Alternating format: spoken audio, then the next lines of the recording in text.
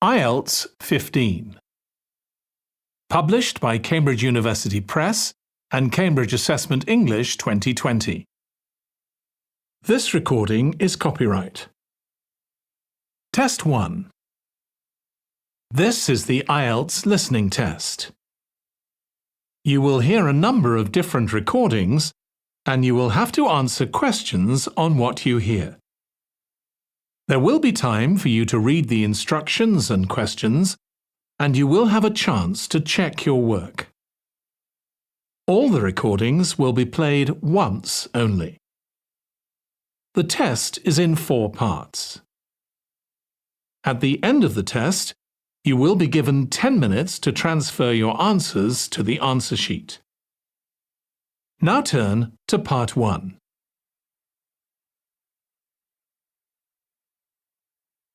Part 1.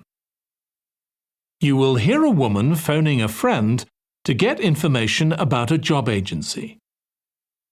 First, you have some time to look at questions 1 to 5.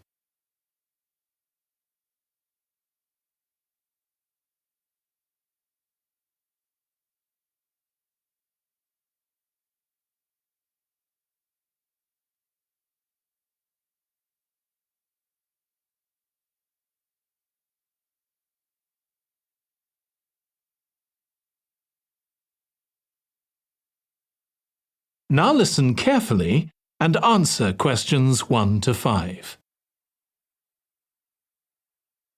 Hello, William. This is Amber. You said to phone if I wanted to get more information about the job agency you mentioned. Is now a good time? Hi, Amber. Yes, fine. So the agency I was talking about is called Bankside. They're based in Docklands. I can tell you the address now. 497 East Side. OK, thanks. So is there anyone in particular I should speak to there? The agent I always deal with is called Becky Jameson. Let me write that down. Becky Jameson. Jameson.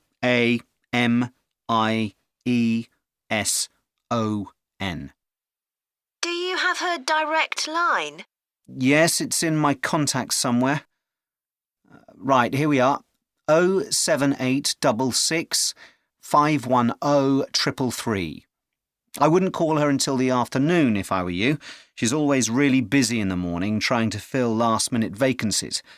She's really helpful and friendly, so I'm sure it would be worth getting in touch with her for an informal chat.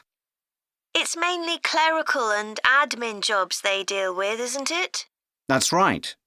I know you're hoping to find a full-time job in the media eventually, but Becky mostly recruits temporary staff for the finance sector, which will look good on your CV and generally pays better too. Yeah, I'm just a bit worried because I don't have much office experience. I wouldn't worry. They'll probably start you as a receptionist or something like that.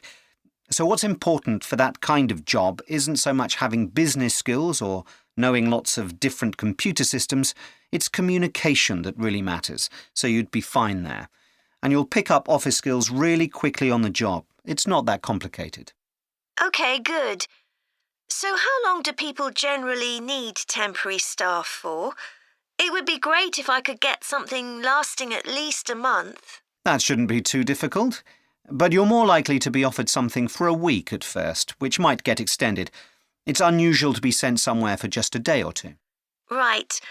I've heard the pay isn't too bad. Better than working in a shop or a restaurant. Oh, yes, definitely. The hourly rate is about £10, $11 if you're lucky. That's pretty good. I was only expecting to get £8 or £9 an hour. Before you hear the rest of the conversation, you have some time to look at questions 6 to 10.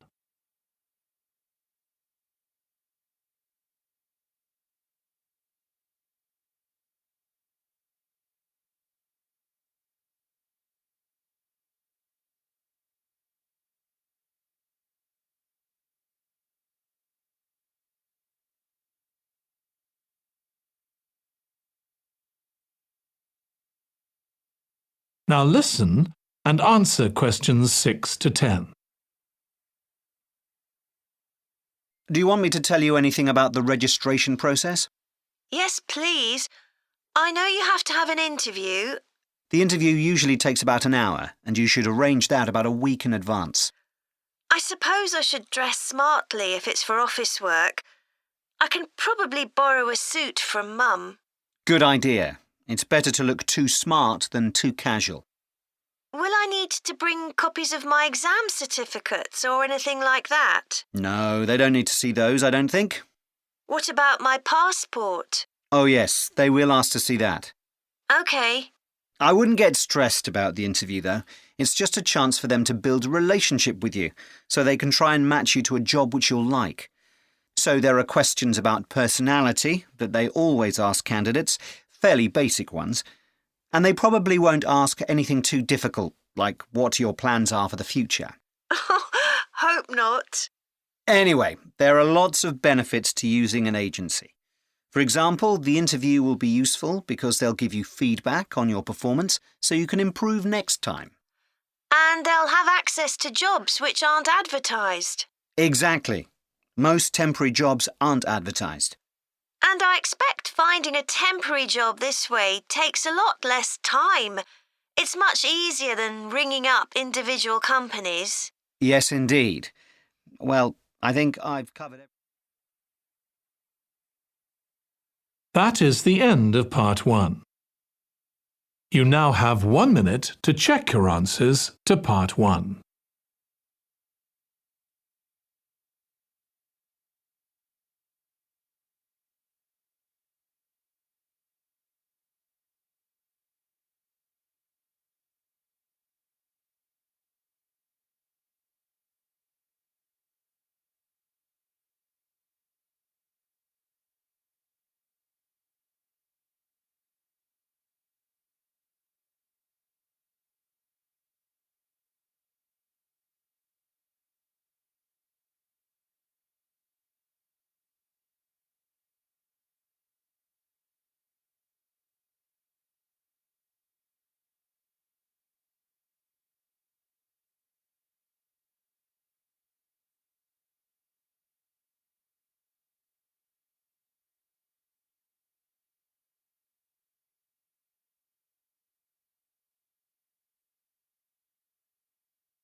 Part 2. You will hear a woman giving a presentation about a holiday on an island in Britain that her company organises. First, you have some time to look at questions 11 to 14.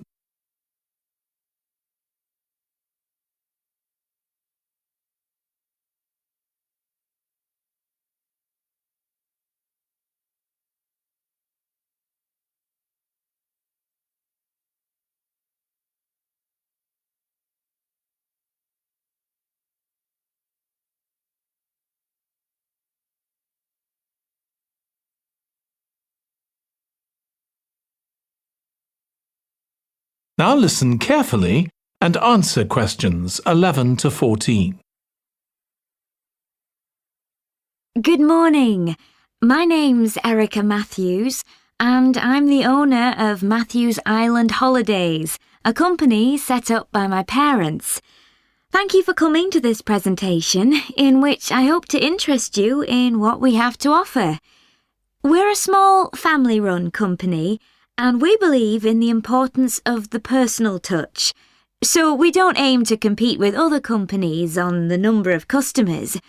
What we do is build on our many years' experience, more than almost any other rail holiday company, to ensure we provide perfect holidays in a small number of destinations, which we've got to know extremely well.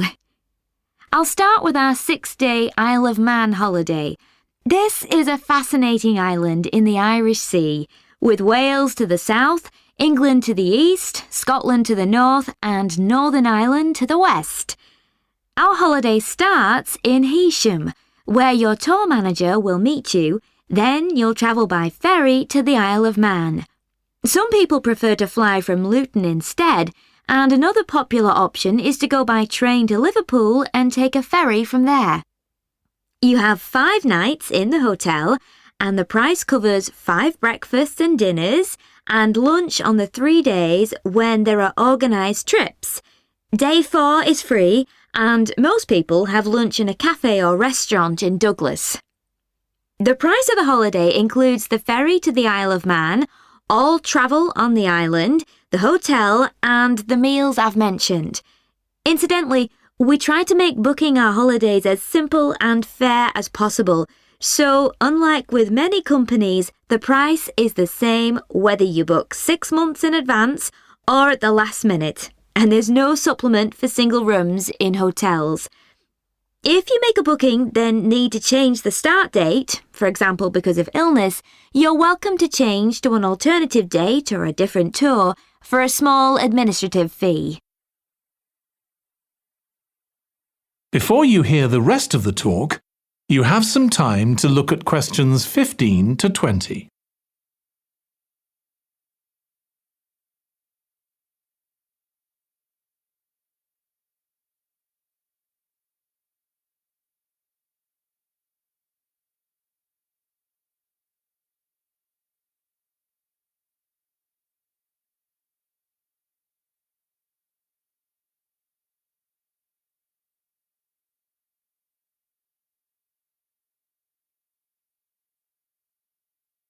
Now listen and answer questions 15 to 20.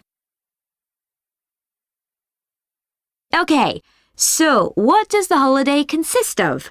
Well, on day 1, you'll arrive in time for a short introduction by your tour manager, followed by dinner in the hotel. The dining room looks out at the river, close to where it flows into the harbour, and there's usually plenty of activity going on. On day 2, you'll take the coach to the small town of Peel, on the way calling in at the Tynwald exhibition. The Isle of Man isn't part of the United Kingdom, and it has its own parliament called Tynwald. It's claimed that this is the world's oldest parliament that's still functioning, and that it dates back to 979. However, the earliest surviving reference to it is from 1422, so perhaps it isn't quite as old as it claims. Day 3, we have a trip to the mountain Snaefell. This begins with a leisurely ride along the promenade in Douglas in a horse-drawn tram. Then you board an electric train which takes you to the fishing village of Laxey. From there, it's an 8-kilometre ride in the Snaefell Mountain Railway to the top. Lunch will be in the cafe, giving you spectacular views of the island. Day 4 is free for you to explore, using the pass which we'll give you. So you won't have to pay for travel on local transport or for entrance to the island's heritage sites. Or you might just want to take it easy in Douglas and perhaps do a little light shopping. The last full day, day 5, is for some people the highlight of the holiday, with a ride on the steam railway from Douglas to Port Erin. After some time to explore, a coach will take you to the headland that overlooks the Calf of Man, a small island just off the coast. From there, you continue to Castletown, which used to be the capital of the Isle of Man and its medieval castle. And on day 6, it's back to the ferry, or the airport if you flew to the island, and time to go home. Now, I'd like to tell you a bit more. That is the end of part 2. You now have 30 seconds to check your answers to part 2.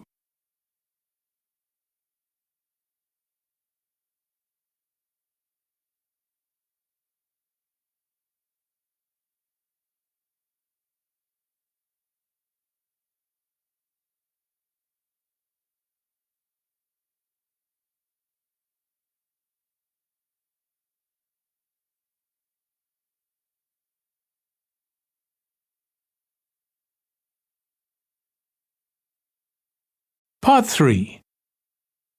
You will hear 2 psychology students discussing the effects of the order in which the children in a family are born. First, you have some time to look at questions 21 to 26.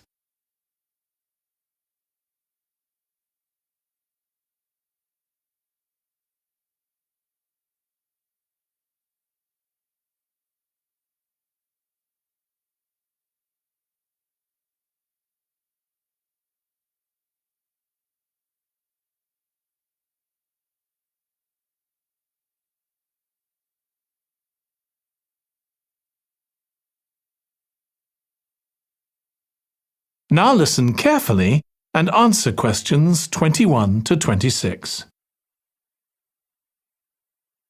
Ed, how are you getting on with the reading for our presentation next week? Well, OK, Ruth, but there's so much of it. I know. I hadn't realised birth order was such a popular area of research. But the stuff on birth order and personality is mostly unreliable. From what I've been reading, a lot of the claims about how your position in the family determines certain personality traits are just stereotypes, with no robust evidence to support them. OK, but that's an interesting point. We could start by outlining what previous research has shown.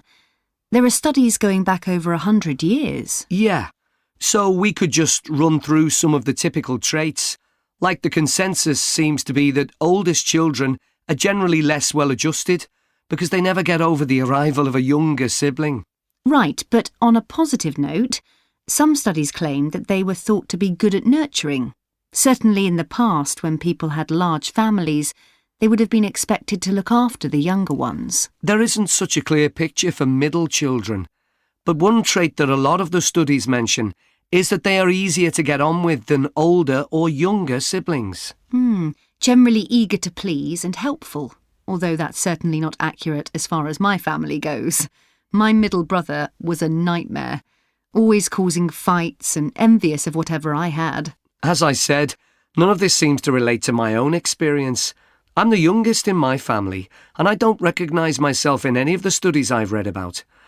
I'm supposed to have been a sociable and confident child who made friends easily, but I was actually terribly shy. Really? That's funny. There have been hundreds of studies on twins, but mostly about nurture versus nature. There was one on personality which said that a twin is likely to be quite shy in social situations because they always have their twin around to depend on for support. My cousins were like that when they were small. They were only interested in each other and found it hard to engage with other kids. They're fine now, though. Only children have had a really bad press. A lot of studies have branded them as loners who think the world revolves around them because they've never had to fight for their parents' attention. That does seem a bit harsh. One category I hadn't considered before was children with much older siblings. A couple of studies mentioned that these children grow up more quickly and are expected to do basic things for themselves, like getting dressed. I can see how that might be true, although I expect they're sometimes the exact opposite, playing the baby role and clamouring for special treatment. Before you hear the rest of the discussion, you have some time to look at questions 27 to 30.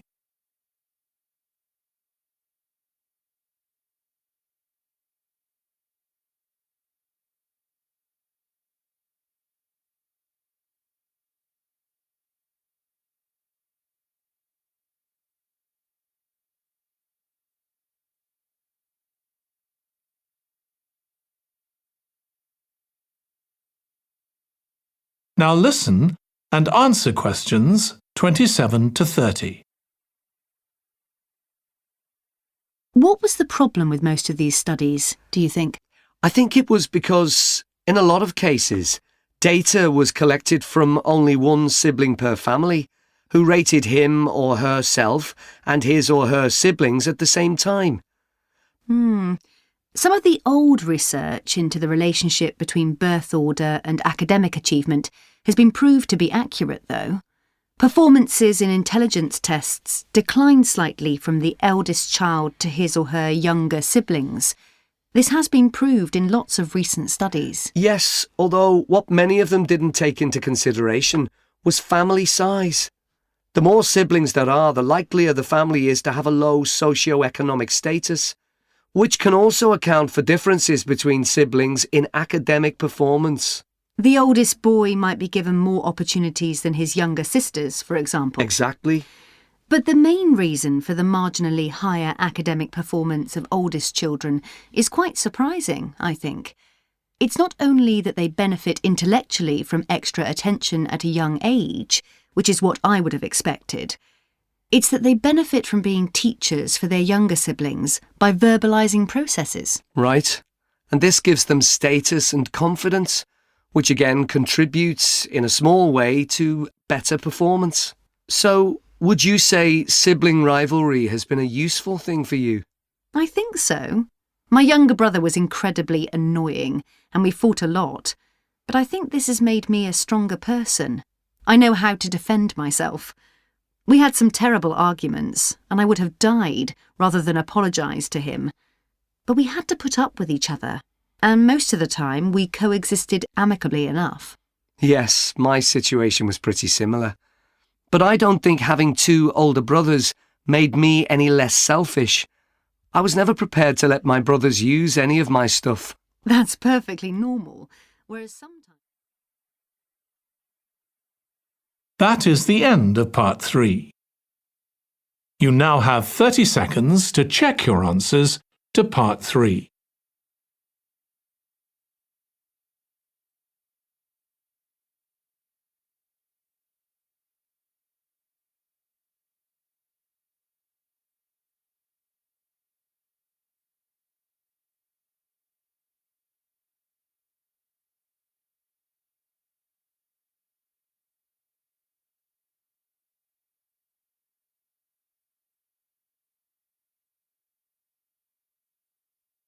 Part 4.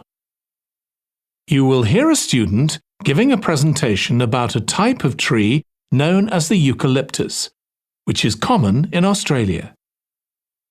First, you have some time to look at questions 31 to 40.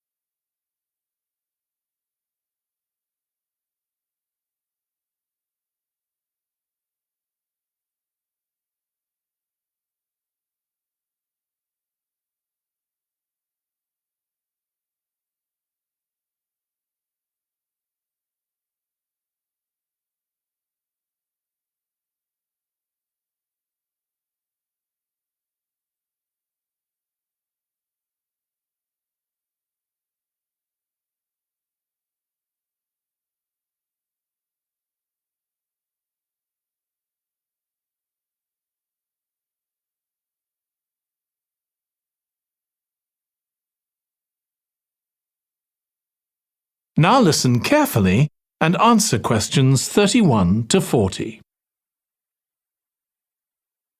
Today, I'm going to talk about the eucalyptus tree. This is a very common tree here in Australia, where it's also sometimes called the gum tree. First, I'm going to talk about why it's important. Then I'm going to describe some problems it faces at present. Right, well, the eucalyptus tree is an important tree for lots of reasons. For example, it gives shelter to creatures like birds and bats, and these and other species also depend on it for food, particularly the nectar from its flowers. So it supports biodiversity. It's useful to us humans too, because we can kill germs with a disinfectant made from oil extracted from eucalyptus leaves. The eucalyptus grows all over Australia, and the trees can live for up to 400 years. So it's alarming that all across the country, numbers of eucalyptus are falling because the trees are dying off prematurely. So, what are the reasons for this? One possible reason is disease. As far back as the 1970s, the trees started getting a disease called Mundula yellows. The tree's leaves would gradually turn yellow, then the tree would die. It wasn't until 2004 that they found the cause of the problem was lime, or calcium hydroxide, to give it its proper chemical name, which was being used in the construction of roads. The lime was being washed away into the ground and affecting the roots of the eucalyptus trees nearby. What it was doing was preventing the trees from sucking up the iron they needed for healthy growth. When this was injected back into the affected trees, they immediately recovered. But this problem only affected a relatively small number of trees. By 2000, huge numbers of eucalyptus were dying along Australia's east coast of a disease known as bell miner-associated dieback. The bell miner is a bird, and the disease seems to be common where there are high populations of bell miners. Again, it's the leaves of the trees that are affected. What happens is that insects settle on the leaves and eat their way round them, destroying them as they go, and at the same time they secrete a solution which has sugar in it. The bell miner birds really like this solution, and in order to get as much as possible, they keep away other creatures that might try to get it. So these birds and insects flourish at the expense of other species, and eventually so much damage is done to the leaves that the tree dies.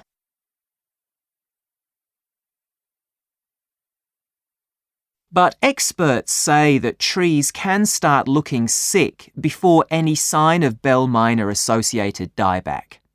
So it looks as if the problem might have another explanation. One possibility is that it's to do with the huge bushfires that we have in Australia. A theory proposed over 40 years ago by ecologist William Jackson is that the frequency of bushfires in a particular region affects the type of vegetation that grows there.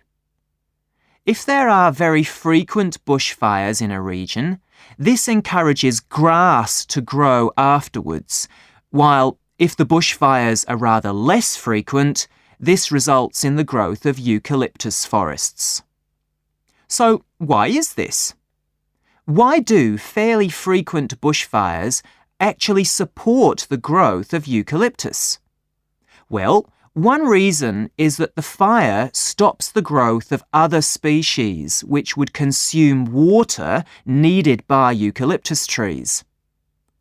And there's another reason. If these other quick-growing species of bushes and plants are allowed to proliferate, they harm the eucalyptus in another way by affecting the composition of the soil and removing nutrients from it. So some bushfires are actually essential for the eucalyptus to survive as long as they are not too frequent. In fact, there's evidence that Australia's Indigenous people practiced regular burning of bushland for thousands of years before the arrival of the Europeans. But since Europeans arrived on the continent, the number of bushfires has been strictly controlled. Now, scientists believe that this reduced frequency of bushfires to low levels has led to what's known as dry rainforest, which seems an odd name as usually we associate tropical rainforest with wet conditions. And what's special about this type of rainforest? Well, unlike tropical rainforest, which is a rich ecosystem, this type of ecosystem is usually a simple one. It has very thick, dense vegetation, but not much variety of species. The vegetation provides lots of shade, so one species that does find it ideal is the bell miner bird, which builds its nests in the undergrowth there. But again, that's not helpful for the eucalyptus tree. That is the end of part 4. You now have 1 minute to check your answers to part 4.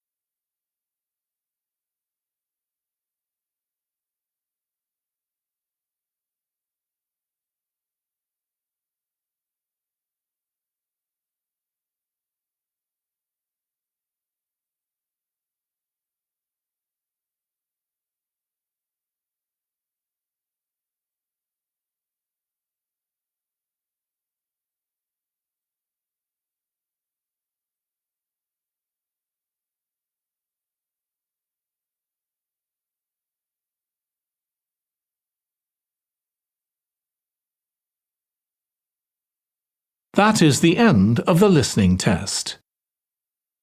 In the Ielts test, you would now have 10 minutes to transfer your answers to the answer sheet.